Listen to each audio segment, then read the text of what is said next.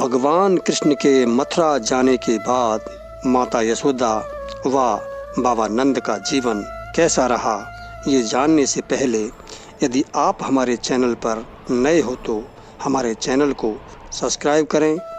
तो चलिए जानें हमारे साथ माता यशोदा व बाबा नंद की स्थिति कैसी रही भगवान कृष्ण के मथुरा जाने के बाद। भगवान कृष्ण तो अपना कर्तव्य का पालन करने के लिए मथुरा चले गए थे।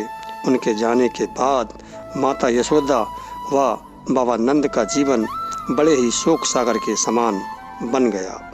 बाबा नंद अपने दिन की शुरुआत करने के लिए उन सब जगहों पर जाते जहाँ जहाँ उनके कान्हा ने गाय चराई थी।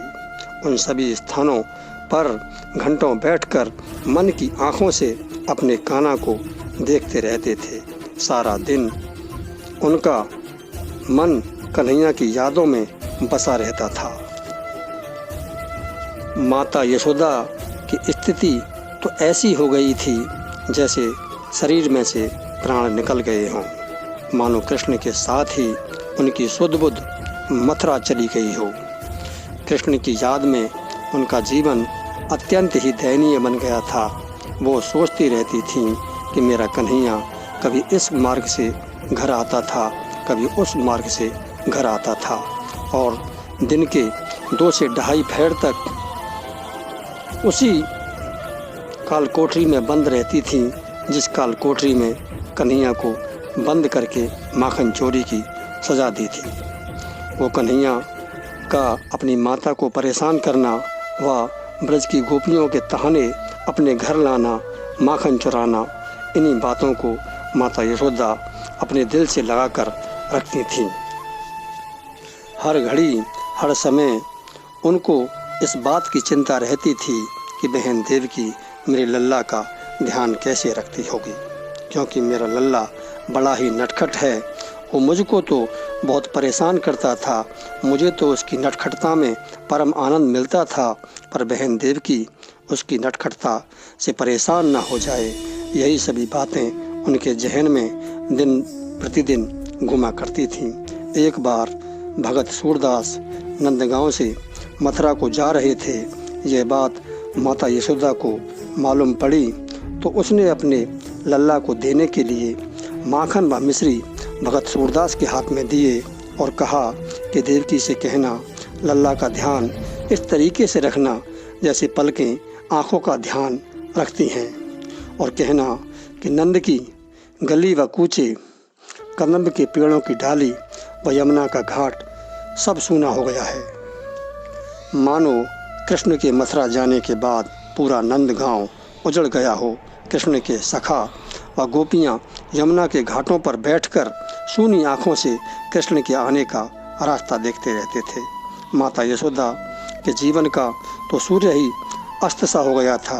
माता के ऐसे दुख के सागर को उमड़ता देखकर भगवान समझ गए, इस कारण दुख का उपाय ना किया गया तो माता यशोदा जीवित नहीं रह पाएगी।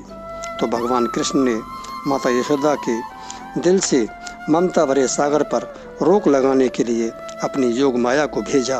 भगवान ने कहा कि जाओ माता यशोदा के ममता भरे दुख पर कोई रोक लगाओ। जब योग माया माता यशोदा के समक्ष पहुंची तो योग माया ने कहा कि तुम्हारे दुख को दूर करने के लिए भगवान कृष्ण ने मुझे भेजा है।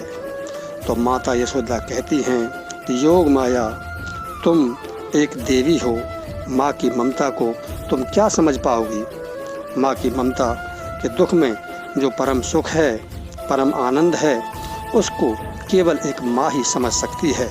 ऐसा परम आनंद ना ही वैकुंठ में है और ना ही स्वर्ग में है।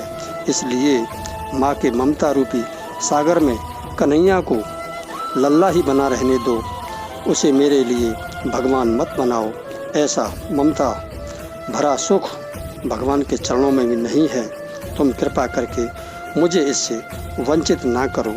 माता यशोदा की ममता का ऐसा विशाल रूप देखकर योग माया अपनी सारी योग क्रिया भूलकर नतमस्तक हो गई और कहने लगी कि धन्य हो कृष्ण, तुम जो तुमको ऐसी माता मिली। उक्त पद सूरदास वाणी से लिया गया है। माँ की ममता ने आपके दिल को छू लिया हो तो वीडियो को लाइक करें, शेयर करें, चैनल को सब्सक्राइब जरूर करें, बेल आइकन दबाना ना भूलें। प्यारे दोस्तों, नमस्कार।